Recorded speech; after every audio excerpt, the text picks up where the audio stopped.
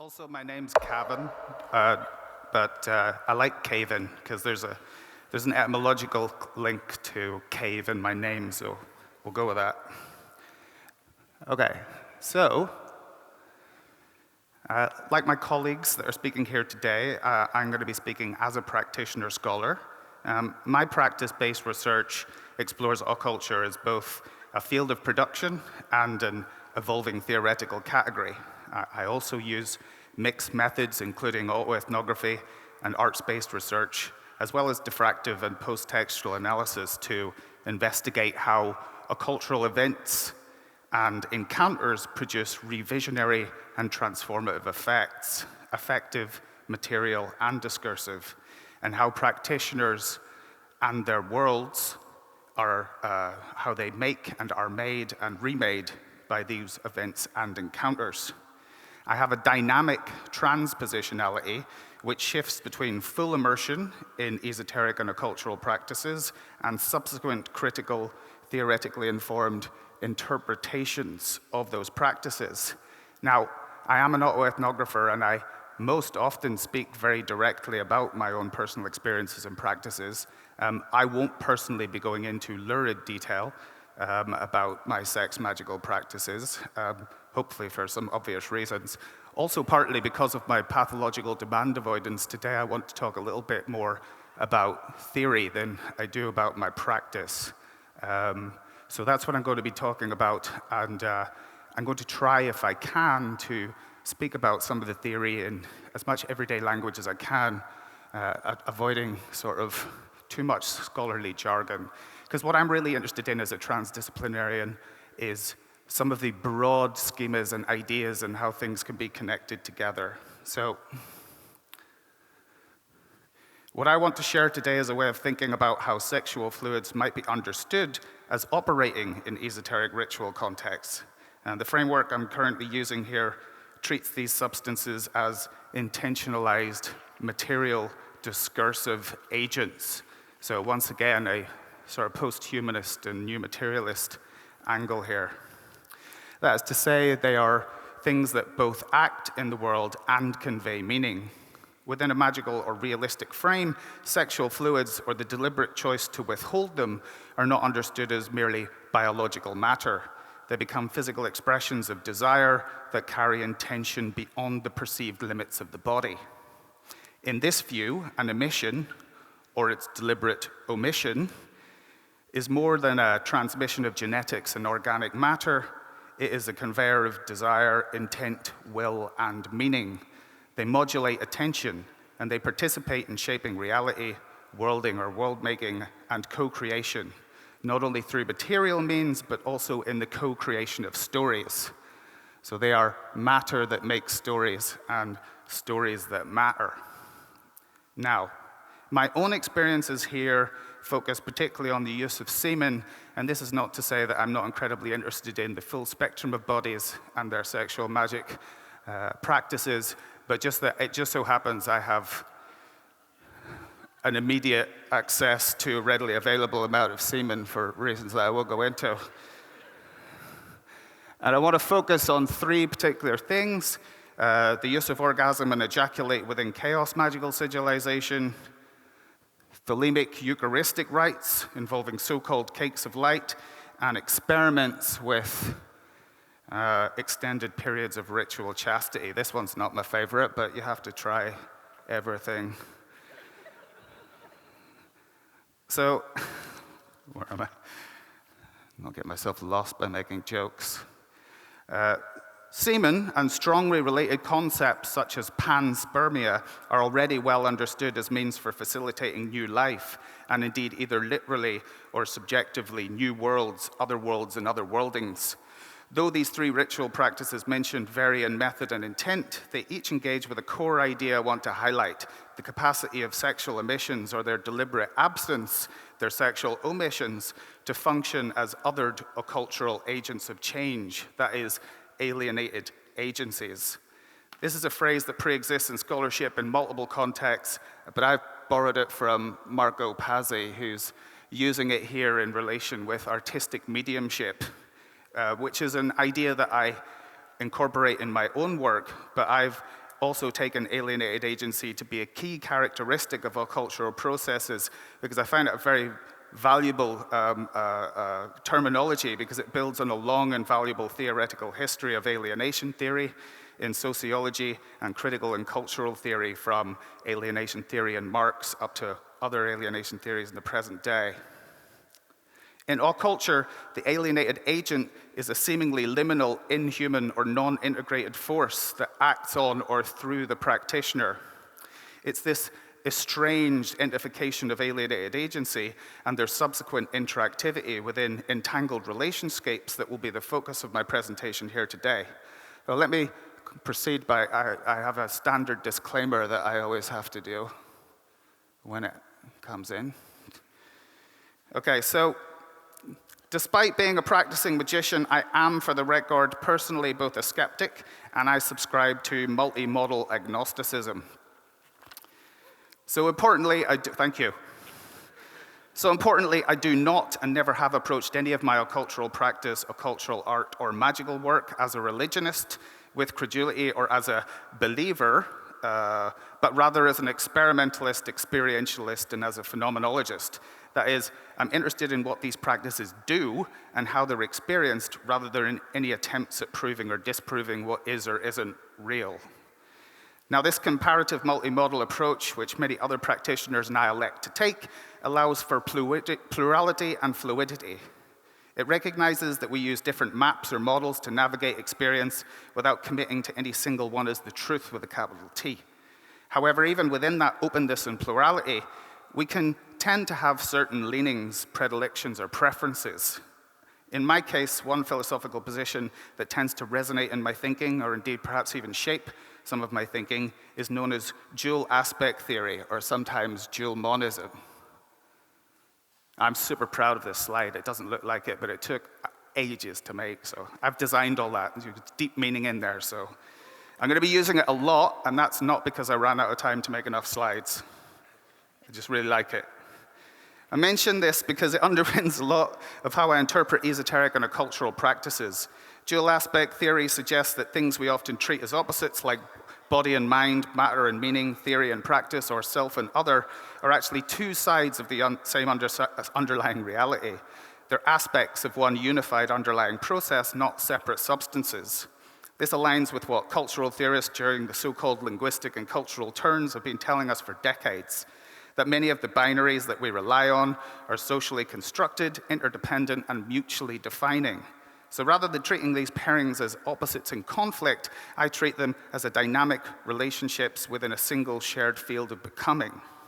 So what we would call dualities rather than dualisms.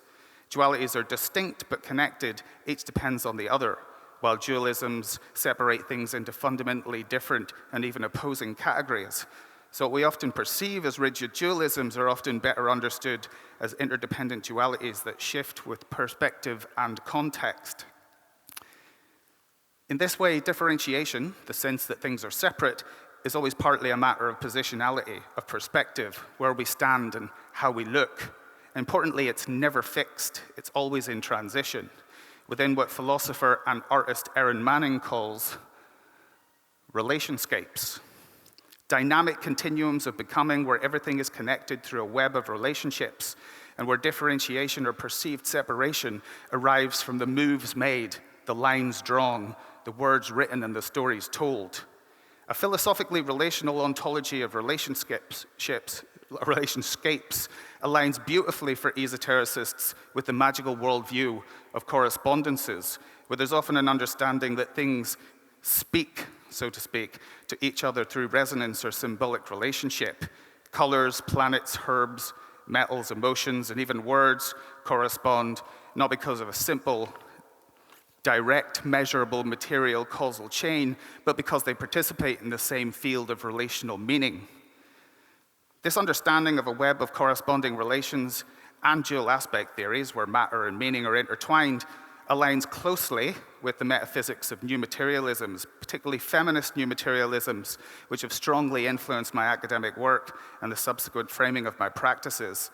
And all of this that I've said is beautifully encapsulated in Haraway's, and I feel like a cyborg up here right now with all of this stuff attached to me, so Haraway would approve. So in Haraway's beautiful words, which often blur the lines between theoretical and the poetic, as it is here in this amazing quote, "It matters what matters we use to think other matters with. It matters what stories we tell to tell other stories with. It matters what knots knot knots, what thoughts think thoughts, what descriptions describe descriptions, what ties tie ties. It matters what stories make worlds, what worlds make stories." Feminist new materialist thinkers, such as Karen Barrett and Donna Haraway, both describe this relational entanglement of the material and the meaningful. In Barrett's terms, the world is material discursive. Matter and meaning emerge together through what Barrett calls interaction. In Haraway's writing, we have a similar idea expressed through the notion of material semiotic. The world is contextual and situated web of living, meaning-making relations. What's striking is that both Barrett and Haraway come from scientific backgrounds, yet the metaphysics they propose of entanglement, relation, and co-creation, or worlding, fit remarkably well within many magical worldviews. See? Worlding is a particular blending of material and the discursive or semiotic that removes or blurs the boundaries between subject or environment. The notion of worlding provides a useful lens through which processes of human, other than human, enmeshment can be considered. In my own work, occulture is understood as a particular form of otherworlding or weird worlding that actively co-creates in relationship with perceived alienation, estrangement, and the association of experiential phenomena of alienated agency, providing a rationale for the extension of the cultural studies agenda towards the ethical concerns or encounters and collaborations and interactions with other than humans, what we're calling occultural studies. Weird here, which I've mentioned a couple of times, is being used in the sense that Eric Davis conceptualizes within his notion of weird naturalism. It is text high weirdness, which was mentioned by Graham St. John yesterday. For Davis, weird as category allows the description of anomalous experiences that do not deny or reject common sense realism, nor necessarily exist outside the routine realm of everyday life. Rather, they simply feel as though they do not belong there. That is, they are perceived as alienated or strange due to their lack of familiarity. They are non-normative, counter-normative, or seemingly paranormal experiences that are, quote, inexplicable, apparent, and or unsettling events or encounters that pull or twist against the norm, end quote. In his analysis, Davis highlights one domain of the weird as the ontologically weird, a mode of reality itself encompassing the way things are or appear to be, or perhaps the relational duality of each, of both and.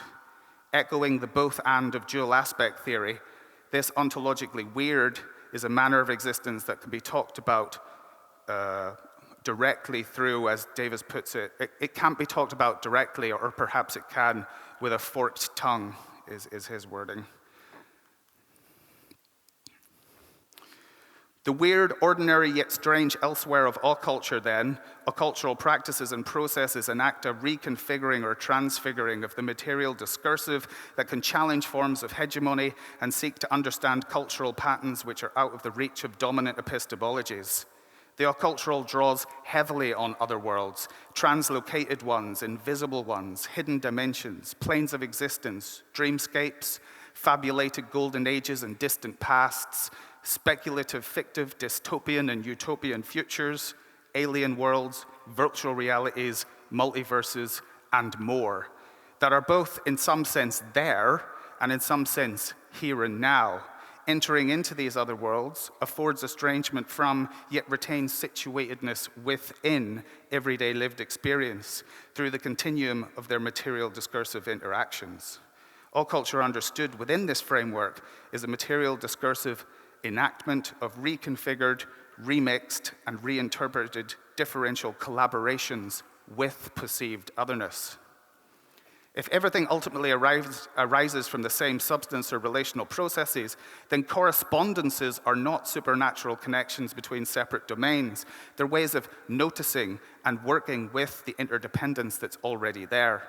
Magical and esoteric practices become a method of mapping and interacting with the relational field, a way of tuning attention to patterns of connection, or learning how the material and symbolic continuously shape each other. So when magicians speak in terms of corresponding relationalities, such as above, so below, or when we align ritual gestures with astrological, planetary, or elemental forces, what we're arguably doing is engaging in material discursive relationships through a dynamic web of correspondences. It's a poetic, participatory way of exploring unity through difference. So I am talking about sex magic. 1 second. That was the grounding. So when we operationalize and utilize sexually encoded bodily fluids in ritual contexts, these are substances, energies, and agencies that when deployed performatively within a system of meaning and in a context of increased meaning-making, they become estranged from their ordinary biological function. They become something else, imbued with intention, charged with desire, and reconstituted as transformative matterings with weird and novel meanings. They operate in this sense as occultural others, as estranged or alienated agents that actively shape the ritual space and its context, acting back on us and back out into the world. So returning to the matter in hand, which I read last night and realized may be a horrific, inappropriate pun given the subject, but I've left it in there. The erotic body, give me an opportunity to make a joke when I was getting a bit dry. The erotic body is not a vessel, a passive vessel, nor symbolic stand-in. It's a generative site, a producer of affect, of intention made matter. This is particularly clear in practices such as sigilisation and chaos magic, where intention is condensed into a symbol and charged, often charged with libidinal force, commonly through orgasm, and then released in a state of unconscious dispersal. A ritualized emission of semen in this context doesn't only discharge the meaning-laden fluid, it literally and figuratively alienates it. The fluid imbued with will and intention exits the body and takes on a kind of semi-autonomous magical life. It becomes a stranger to the self, an alienated agent set loose to do its work in the world. A key phenomenology here is not merely the generation of libido, but the alteration in state, as Amidali was mentioning, that orgasm produces. A collapse of habitual self-monitoring, an open of associative flow, a point at which intention and affect can be transferred into an external sign and then dissipated into unconscious processes. The material moment, the emission, matters because it is the indexical residue of that state. Here, the self-other dissolving death moment of the petit mort of orgasm also constitutes a radical shift in semiotics and meaning. The little death and rebirth creates a space, a rupture, and hence an interpretive gap or agential cut that facilitates interactive reconfiguration or transconfiguration. This process of alienation, the result of newly configured agential cuts, as Barrett calls them, which is the drawing of new bounds between the self and other bodies.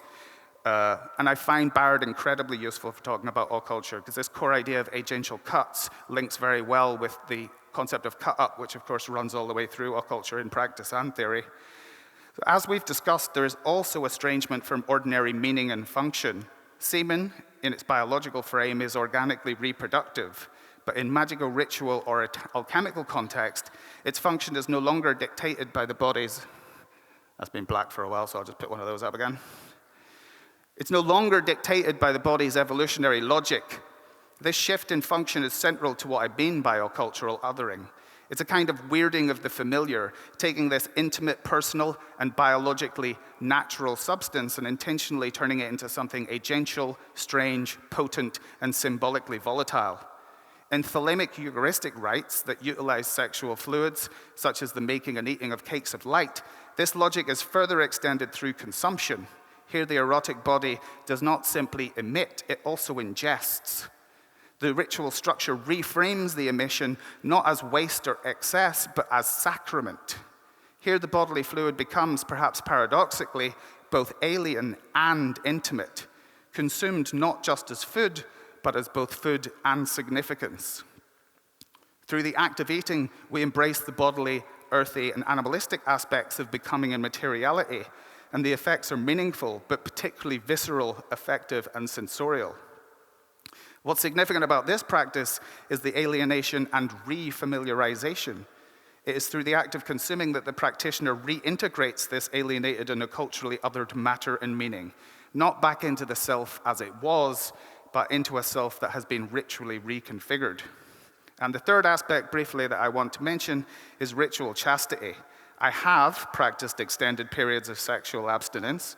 In these periods, sexual energy and related bodily fluids become something retained, intensified, and identified as a presence of absence, which is a phrase that I love and I've taken from Dick Hebdige, who's a cultural theorist and the granddaddy of subcultural theory.